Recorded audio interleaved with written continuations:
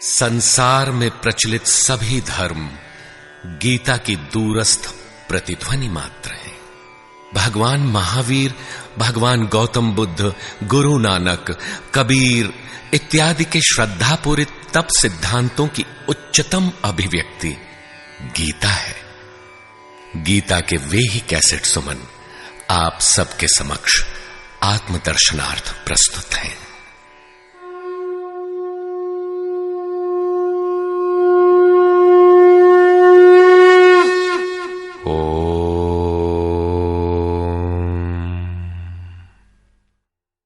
श्री परमात्मने नमः। यथार्थ गीता, श्रीमद् भगवत गीता, अथ सप्तमोऽध्यायः। गत अध्यायों में गीता के मुख्य प्रायः सभी प्रश्न पूर्ण हो गए हैं। निष्काम कर्म योग, ज्ञान योग, कर्म और यज्ञ का स्वरूप और उसकी विधि, योग का वास्तविक स्वरूप और उसका परिणाम, तथा अवतार, वर्ण संकर, सनातन आत्मस्थित महापुरुष के लिए भी लोक हितार्थ कर्म करने पर बल, युद्ध इत्यादि पर विशद चर्चा की गई। अगले अध्यायों में योगेश्वर श्री कृष्ण ने इन्हीं से संदर्भित अनेक पूरक प्रश्नों को लिया है, जिनका समाधान तथा अनुष्ठान आराधना में सहायक सिद्ध होगा। छठे अध्याय के अंतिम श्लोक में योगेश्वर ने यह कहकर प्रश्न का स्वयं बीजारोपण कर दिया कि जो योगी मद्गतेनांतरात्मना, मुझ में अच्छी प्रकार स्थित अंतःकरण वाला है, उसे मैं अतिशय श्रेष्ठ योगी मानता हूं। परमात्मा में अच्छी प्रकार स्थिति क्या है? बहुत से योगी परमात्मा को प्राप्त तो होते हैं, फिर भी कहीं कोई कमी उन्हें खटकती है। लेश मात्र भी कसर न रह जाए, ऐसी अवस्था कब आएगी? संपूर्णता से परमात्मा की जानकारी कब आएगी, कब होती है? इस पर योगेश्वर श्री कृष्ण कहते हैं, श्री भगवान उवाच, मय्यासक्तमनाः पार्थ योगं युञ्जन्मदाश्रयः असंशयं समग्रं माम् यथा ज्ञास्यसि तच्छृणु। पार्थ, तू मुझ में आसक्त हुए मन वाला, बाहरी नहीं अपितु मदाश्रय अर्थात मेरे परायण होकर योग में लगा हुआ, छोड़कर नहीं, मुझको जिस प्रकार संशय रहित जानेगा उसको सुन, जिसे जानने के पश्चात लेश मात्र भी संशय न रह जाए। विभूतियों की उस समग्र जानकारी पर पुनः बल देते हैं। ज्ञानम तेहं सविज्ञानम इदं वक्ष्याम्यशेषतः यज्ज्ञात्वा नेह भूयोऽन्यत् ज्ञातव्यमवशिष्यते। मैं तेरे लिए इस विज्ञान सहित ज्ञान को संपूर्णता से कहूंगा। पूर्ति काल में यज्ञ जिसकी सृष्टि करता है, उस अमृत तत्व की प्राप्ति के साथ मिलने वाली जानकारी का नाम ज्ञान है। परम तत्व परमात्मा की प्रत्यक्ष जानकारी का नाम ज्ञान है। महापुरुष को एक साथ सर्वत्र कार्य करने की जो क्षमता मिलती है, वो विज्ञान है। कैसे वो प्रभु एक साथ सबके हृदय में कार्य करता है, किस प्रकार वो उठाता, बैठाता और प्रकृति के द्वंद्व से निकालकर स्वरूप तक की दूरी तय करा लेता है, उनकी इस कार्य प्रणाली का नाम विज्ञान है। इस विज्ञान सहित ज्ञान को संपूर्णता से कहूंगा, जिसे जानकर, सुनकर नहीं, संसार में और कुछ भी जानने योग्य नहीं रह जाएगा। मानने वालों की संख्या बहुत कम है।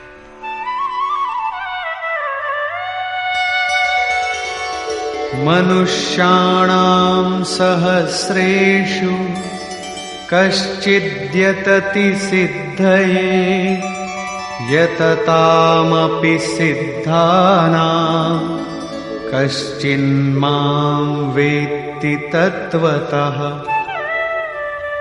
हजारों मनुष्यों में कोई ही मनुष्य मेरी प्राप्ति के लिए यत्न करता है, और उन यत्न करने वाले योगियों में भी कोई विरला ही पुरुष मुझे तत्व अर्थात साक्षात्कार के साथ जानता है। अब समग्र तत्व है कहां? एक स्थान पर पिंड रूप में है अथवा सर्वत्र व्याप्त है? इस पर योगेश्वर श्री कृष्ण कहते हैं, भूमिरापो नलो वायुः खं मनो बुद्धिरेव च अहंकार इतीयं मे भिन्ना प्रकृतिरष्टधा।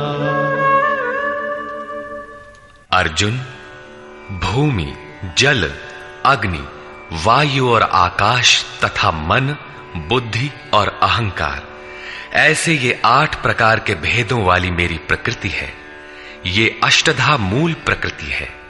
अपरेयमितस्त्वन्या प्रकृतिं विद्धि मे परा जीवभूतां महाबाहो ययेदं धार्यते जगत्। इयम अर्थात ये 8 प्रकारों वाली तो मेरी अपरा प्रकृति है, अर्थात जड़ प्रकृति है। महाबाहु अर्जुन, इससे दूसरी को जीव रूप परा अर्थात चेतना प्रकृति जान, जिससे संपूर्ण जगत धारण किया हुआ है, वो है जीवात्मा। जीवात्मा भी प्रकृति के संबंध में रहने के कारण वो भी प्रकृति ही है। एतद्योनीनि भूतानि सर्वाणीत्युपधारय अहं कृत्स्नस्य जगतः प्रभवः प्रलयस्तथा।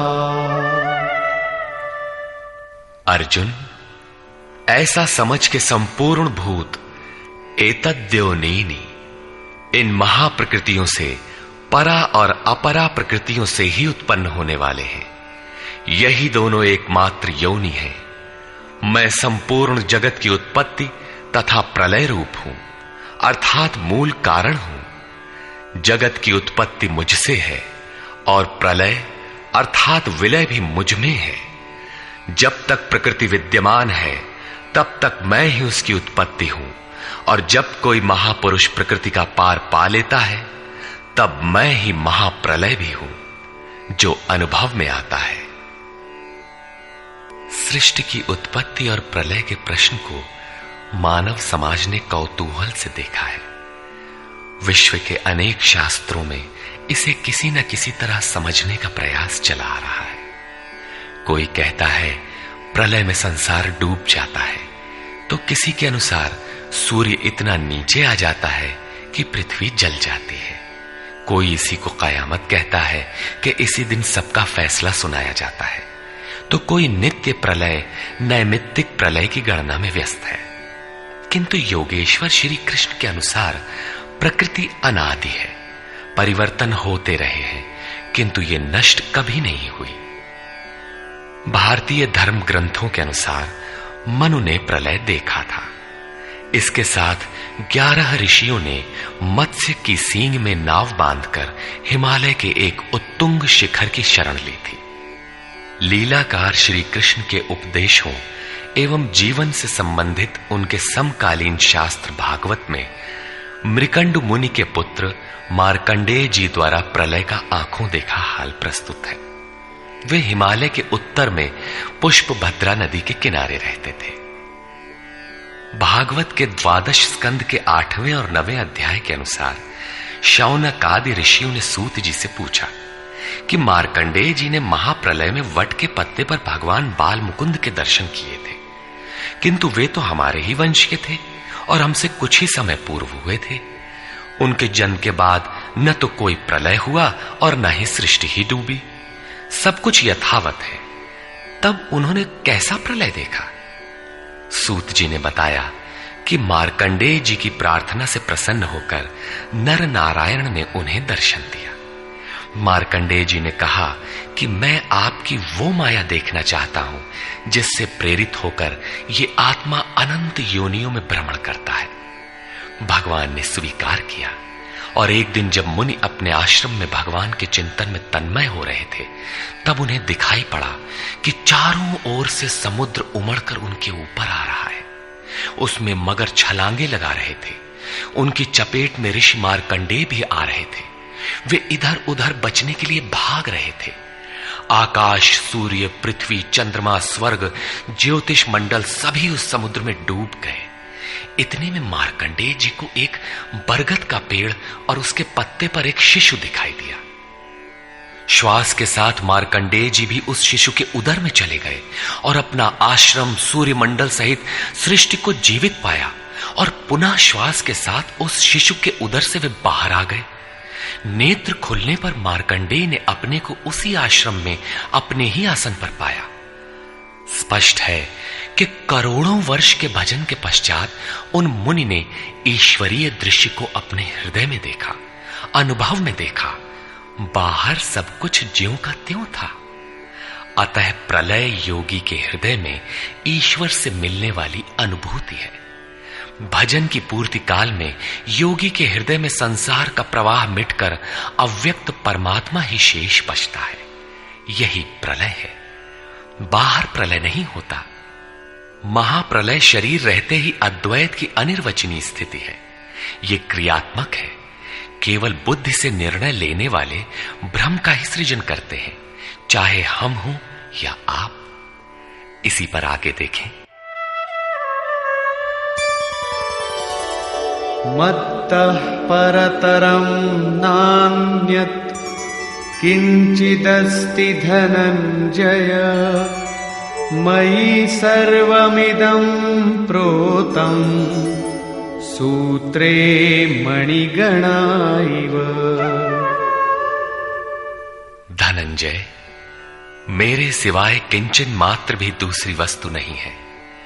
ये संपूर्ण जगत सूत्र में मणियों के सदृश मेरे में गुथा हुआ है तो, परंतु जानेंगे कब? जब इस अध्याय के प्रथम श्लोक के अनुसार अनन्यासक्ति अर्थात भक्ति से मेरे परायण होकर योग में उसी रूप से लग जाए। इसके बिना नहीं, योग में लगना आवश्यक है।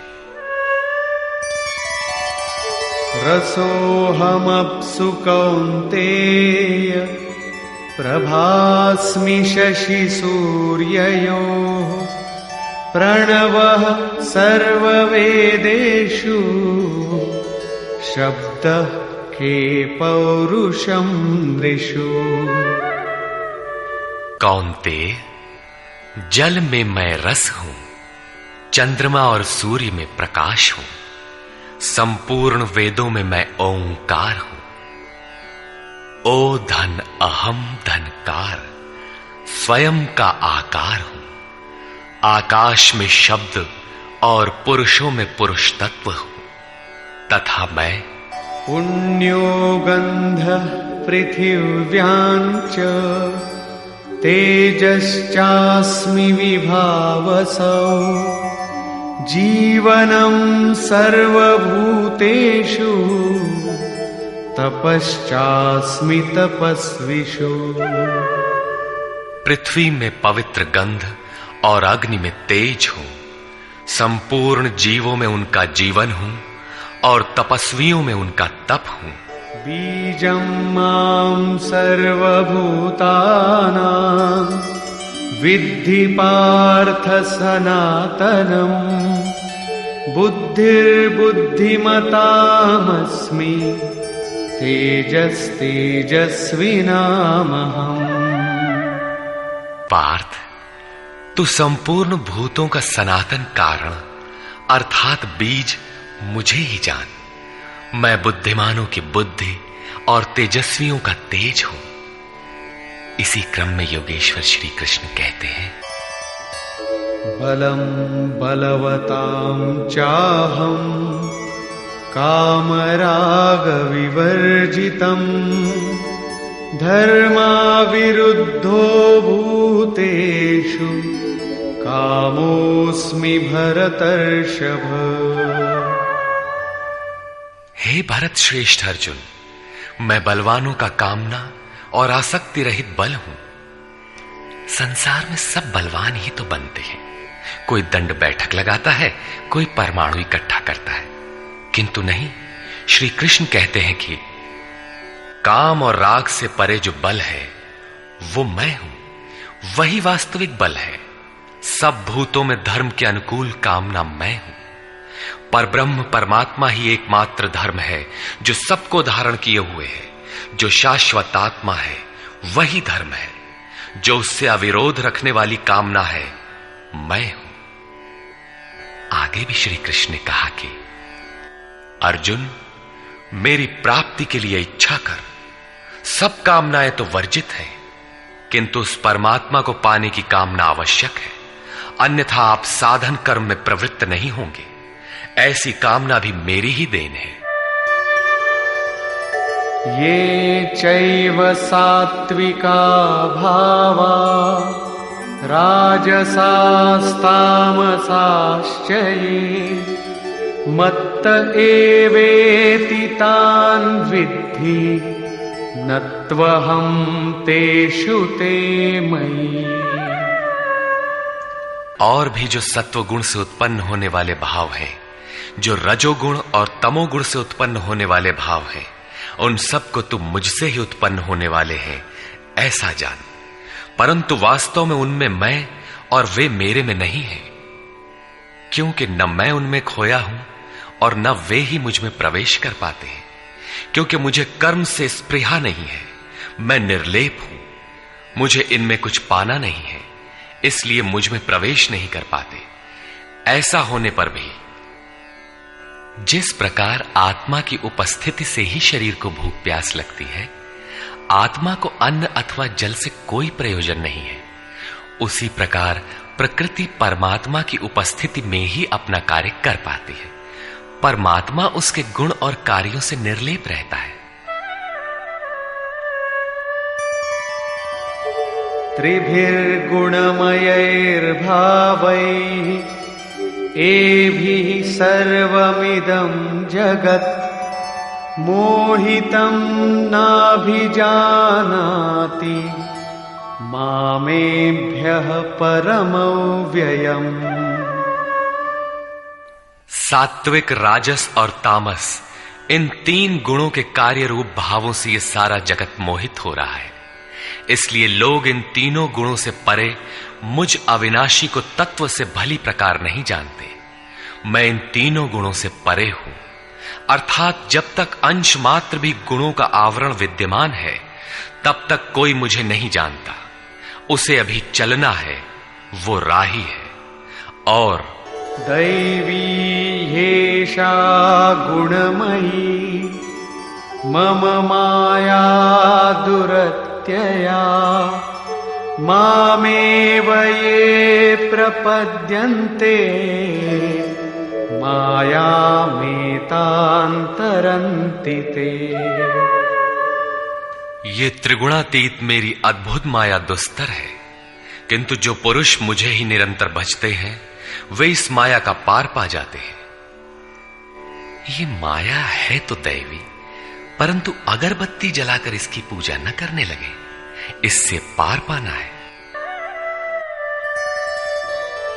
न मां दुष्कृतिनो मूढ़ाः प्रपद्यन्ते नराधमाः मायया परितज्ञानाः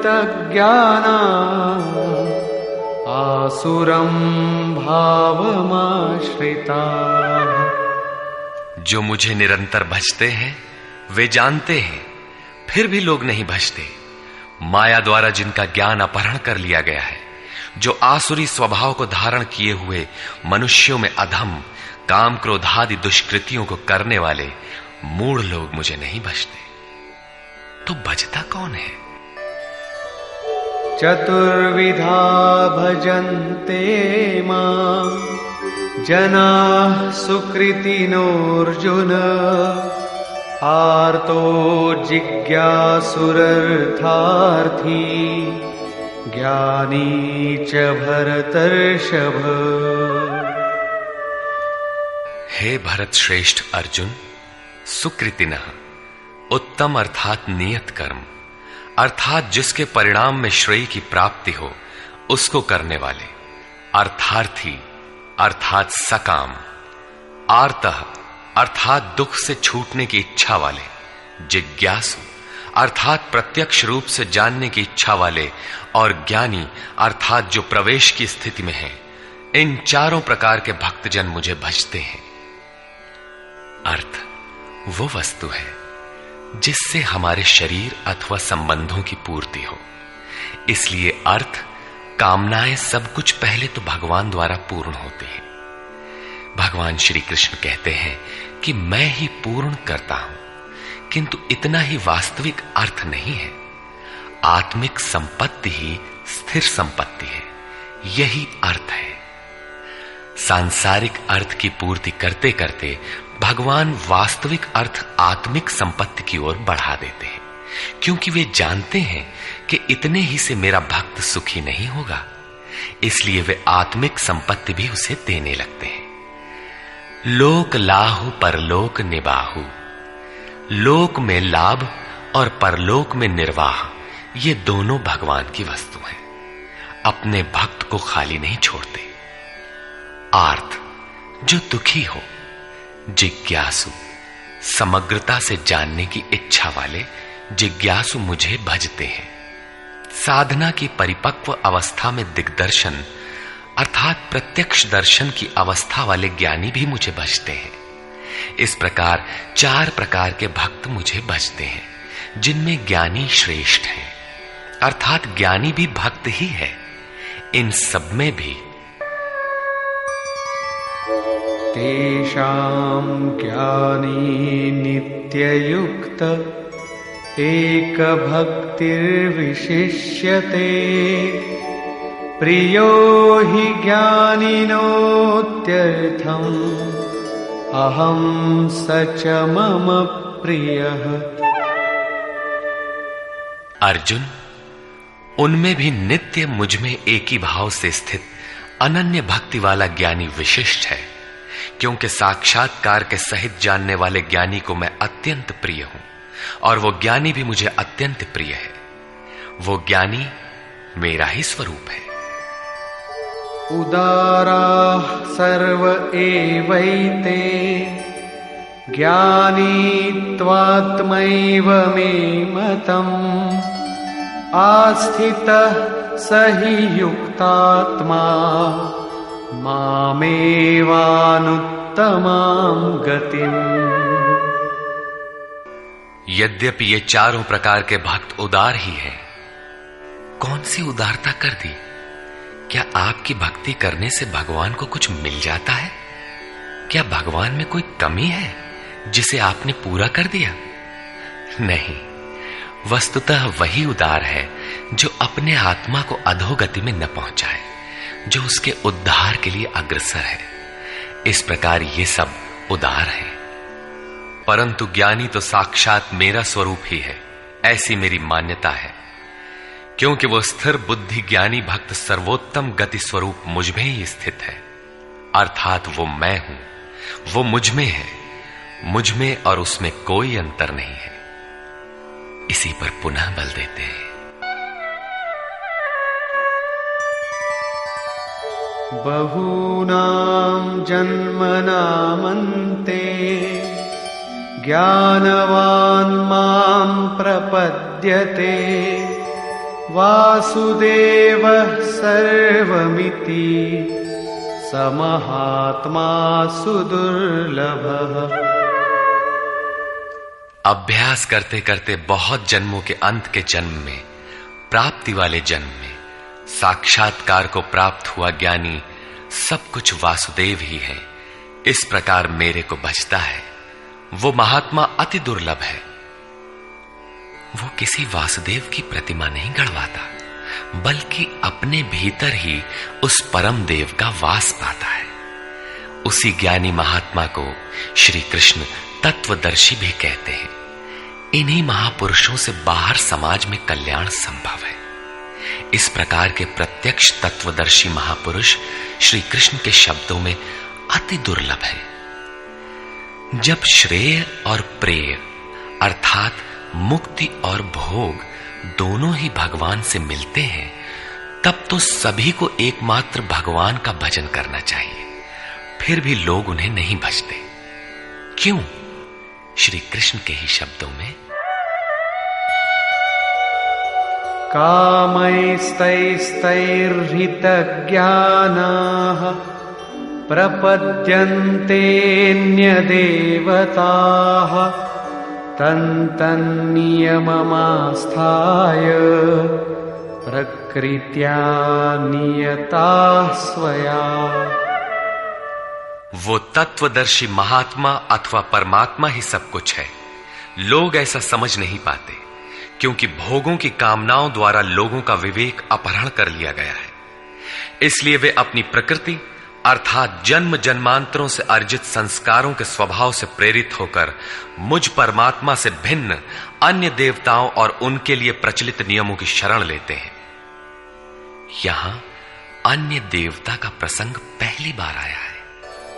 यो यो यां यां तनुं भक्तः श्रद्धयार्चितुमिच्छति तस्य तस्याचलां श्रद्धां तामेव विदधाम्यहम्।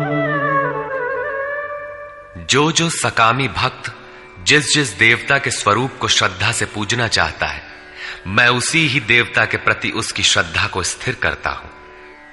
मैं स्थिर करता हूं, क्योंकि देवता नाम की कोई वस्तु होती तब तो वो देवता ही श्रद्धा को स्थिर करता। सतया श्रद्धया युक्तः तस्याराधनमीहते लभते च ततः कामान् मयैव विहितान् हितान्। वो पुरुष उस श्रद्धा से युक्त होकर उस देव विग्रह के पूजन में तत्पर होता है और उस देवता के माध्यम से मेरे ही द्वारा निर्मित उन इच्छित भोगों को निसंदेह प्राप्त होता है। भोग कौन देता है? मैं ही देता हूं। उसकी श्रद्धा का परिणाम है भोग, न कि किसी देवता की देन। किंतु वो फल तो पा ही लेता है, फिर इसमें बुराई क्या है? इस पर कहते हैं, अन्तवत्तु फलं तेषां तद्भवत्यल्पमेधसां देवान् देवयजो यान्ति मद्भक्ता यान्ति मामपि। परंतु उन अल्प बुद्धि वालों का वो फल नाशवान है। आज फल है तो भोगते भोगते नष्ट हो जाएगा, इसलिए नाशवान है। देवताओं को पूजने वाले देवताओं को प्राप्त होते हैं, अर्थात देवता भी नाशवान है। देवताओं से लेकर यावन मात्र जगत परिवर्तनशील और मरण धर्मा है। मेरा भक्त मुझे ही प्राप्त होता है, जो अव्यक्त है, नैष्ठिकीम परम शांति पाता है। देवता हृदय के अंतराल में परम देव परमात्मा के देवत्व को अर्जित कराने वाले सद्गुणों का नाम है। थी तो ये अंदर की वस्तु, किंतु कालांतर में लोगों ने भीतर की वस्तु को बाहर देखना प्रारंभ कर दिया। मूर्तियां गढ़ ली, कर्म कांड रच डाले और वास्तविकता से दूर खड़े हो गए। श्री कृष्ण ने इस भ्रांति का निराकरण उपर्युक्त 4 श्लोकों में किया। गीता में पहली बार अन्य देवताओं का नाम लेते हुए उन्होंने कहा कि देवता होते ही नहीं, लोगों की श्रद्धा जहां झुकती है वहां मैं ही खड़ा होकर उनकी श्रद्धा को पुष्ट करता हूं और मैं ही वहां फल भी देता हूं। वो फल भी नश्वर है। फल नष्ट हो जाते हैं, देवता नष्ट हो जाते हैं और देवताओं को पूजने वाला भी नष्ट हो जाता है। जिनका विवेक नष्ट हो गया है वे मूढ़ बुद्धि ही अन्य देवताओं को पूजते हैं। श्री कृष्ण तो यहां तक कहते हैं कि अन्य देवताओं को पूजने का विधान ही अयुक्ति संगत है।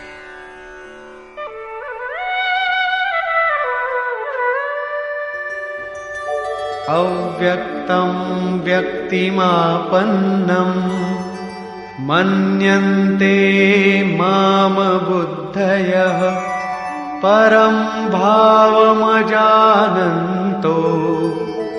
ममाव्ययमनुत्तमम्।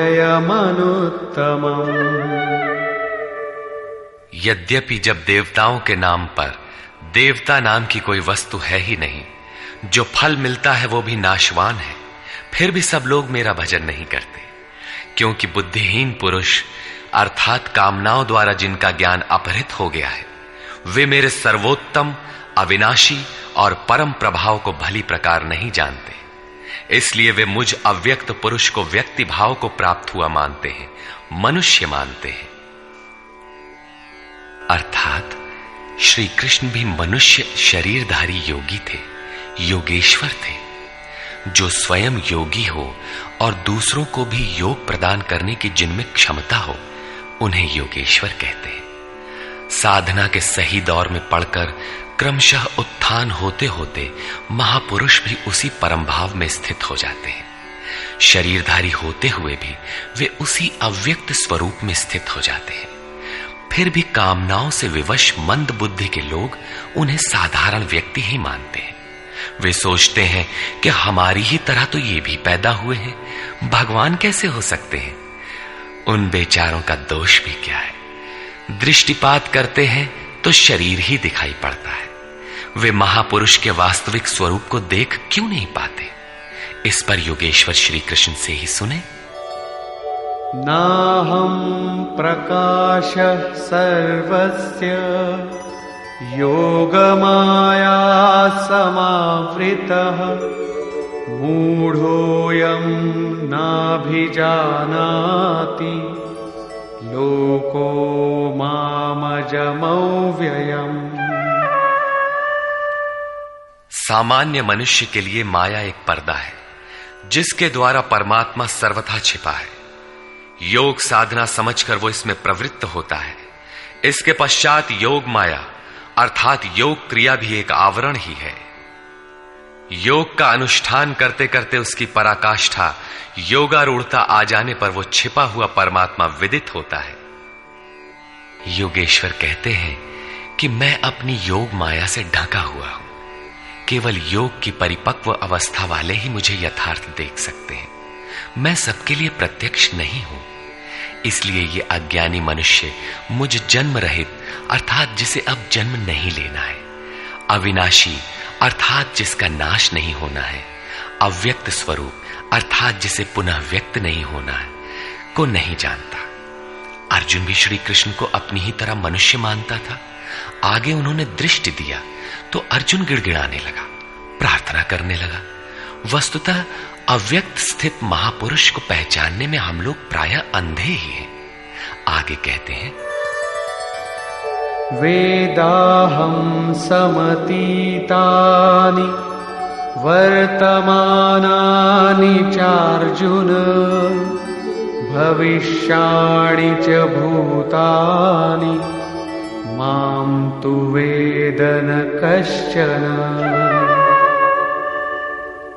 अर्जुन, मैं अतीत, वर्तमान और भविष्य में होने वाले संपूर्ण प्राणियों को जानता हूं, परंतु मुझे कोई नहीं जानता। क्यों नहीं जान पाता? इच्छा द्वेष समुत्थेन द्वंद्व मोहेन भारत सर्वभूतानि सम्मोहम् सर्गे यान्ति परन्तप। भरतवंशी अर्जुन, इच्छा और द्वेष अर्थात राग द्वेषादि द्वंद्व के मोह से संसार के संपूर्ण प्राणी अत्यंत मोह को प्राप्त हो रहे हैं, इसलिए मुझे नहीं जान पाते। तो क्या कोई जानेगा ही नहीं? योगेश्वर श्री कृष्ण कहते हैं, येषां त्वन्तगतं पापं जनानां पुण्यकर्मणां ते द्वन्द्वमोह निर्मुक्ता भजन्ते मां दृढ़व्रताः। परंतु पुण्य कर्म अर्थात जो संस्कृति का अंत करने वाला है, जिसका नाम कार्यम कर्म, नियत कर्म, यज्ञ की प्रक्रिया कहकर बारंबार समझाया है, उस कर्म को करने वाले जिन भक्तों का पाप नष्ट हो गया है, वे राग द्वेषादि द्वंद्व के मोह से भली प्रकार मुक्त होकर व्रत में दृढ़ रहकर मुझे भजते हैं। किस लिए भजते हैं? जरा मरण मोक्षाय मामाश्रित्य यतन्ति ये ते ब्रह्म तद्विदु कृत्स्नम् अध्यात्मं कर्म चाखिलम्। जो मेरी शरण होकर जरा और मरण से मुक्ति पाने के लिए प्रयत्न करते हैं, वे पुरुष उस ब्रह्म को, संपूर्ण अध्यात्म को और संपूर्ण कर्म को जानते हैं, और इसी क्रम में साधिभूताधिदैवं मां साधियज्ञं च ये विदुः प्रयाणकालेऽपि च मां ते विदुर्युक्तचेतसः। जो पुरुष अधिभूत, अधिदैव तथा अधियज्ञ के सहित मुझे जानते हैं, मुझ में समाहित चित्त वाले वे पुरुष अंतकाल में भी मुझको ही जानते हैं, मुझ में ही स्थित रहते हैं और सदैव मुझे प्राप्त रहते हैं। 26वें 27वें श्लोक में उन्होंने कहा कि मुझे कोई नहीं जानता, क्योंकि वे मोहग्रस्त हैं, किंतु जो उस मोह से छूटने के लिए प्रयत्नशील हैं, वे संपूर्ण ब्रह्म, संपूर्ण अध्यात्म, संपूर्ण कर्म, संपूर्ण अधिभूत, संपूर्ण अधिदैव और संपूर्ण अधियज्ञ सहित मुझको जानते हैं, अर्थात इन सब का परिणाम मैं अर्थात सद्गुरु हूं। वही मुझे जानता है, ऐसा नहीं कि कोई नहीं जानता। निष्कर्ष, इस 7वें अध्याय में योगेश्वर श्री कृष्ण ने बताया कि अनन्य भाव से मुझ में समर्पित होकर, मेरे आश्रित होकर जो योग में लगता है, वह समग्र रूप से मुझे जानता है। मुझे जानने के लिए हजारों में कोई विरला ही प्रयत्न करता है, और प्रयत्न करने वालों में विरला ही कोई जानता है। वह मुझे पिंड रूप में एक देशीय नहीं वरन सर्वत्र व्याप्त देखता है। 8 भेदों वाली मेरी जड़ प्रकृति है, और इसके अंतराल में जीव रूप मेरी चेतन प्रकृति है। इन्हीं दोनों के संयोग से पूरा जगत खड़ा है। तेज और बल मेरे ही द्वारा है। राग और काम से रहित बल तथा धर्मानुकूल कामना भी मैं ही हूं। जैसा कि सब कामनाएं तो वर्जित है, लेकिन मेरी प्राप्ति के लिए कामना कर, ऐसी इच्छा का अभ्युदय होना मेरा ही प्रसाद है। केवल परमात्मा को पाने की कामना ही धर्मानुकूल कामना है। श्री कृष्ण ने बताया कि मैं तीनों गुणों से अतीत हूं, परम का स्पर्श करके परम भाव में स्थित हूं, किंतु भोगासक्त मूढ़ पुरुष सीधे मुझे न भजकर अन्य देवताओं की उपासना करते हैं, जबकि वहां देवता नाम का कोई है ही नहीं। पत्थर, पानी, पेड़, जिसको भी वे पूजना चाहते हैं, उसी में उनकी श्रद्धा को मैं ही पुष्ट करता हूं।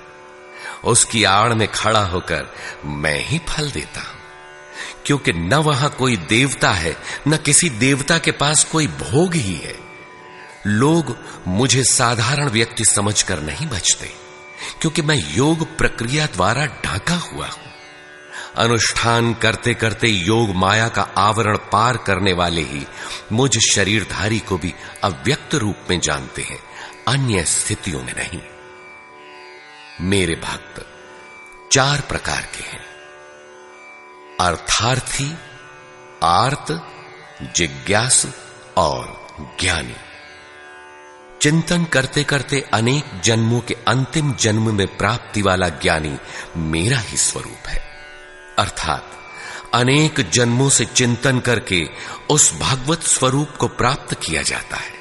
राग द्वेष के मोह से आक्रांत मनुष्य मुझे कदापि नहीं जान सकते, किंतु राग द्वेष के मोह से रहित होकर जो नियत कर्म अर्थात जिसे संक्षेप में आराधना कह सकते हैं का चिंतन करते हुए जरा मरण से छूटने के लिए प्रयत्नशील हैं, वे पुरुष संपूर्ण रूप से मुझे जान लेते हैं।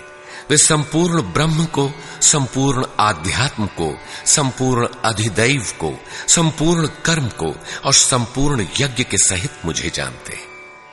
वे मुझ में प्रवेश करते हैं और अंतकाल में भी मुझको ही जानते हैं, अर्थात फिर कभी वे विस्मृत नहीं होते। इस अध्याय में परमात्मा की समग्र जानकारी का विवेचन है। अतः ओम तत्सदिति श्रीमद्भगवद गीता सूपनिषत्सु ब्रह्म विद्यायाम योग शास्त्रे श्री कृष्णार्जुन संवादे समग्र बोधः नाम सप्तमोऽध्यायः। इस प्रकार स्वामी अड़गड़ानंद कृत श्रीमद् भगवद गीता के भाष्य यथार्थ गीता का 7वां अध्याय पूर्ण होता है। हरि ओम तत्सत।